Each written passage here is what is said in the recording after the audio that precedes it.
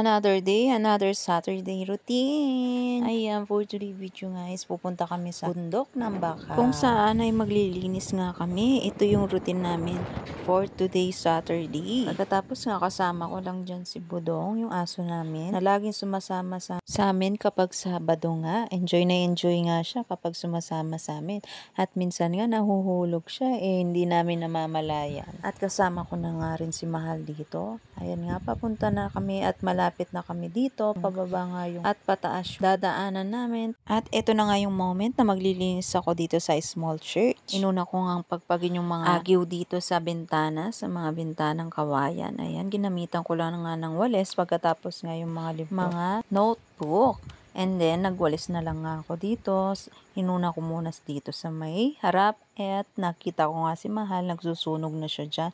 At malapit na nga siya matapos. Follow for more mini vlog. Bye!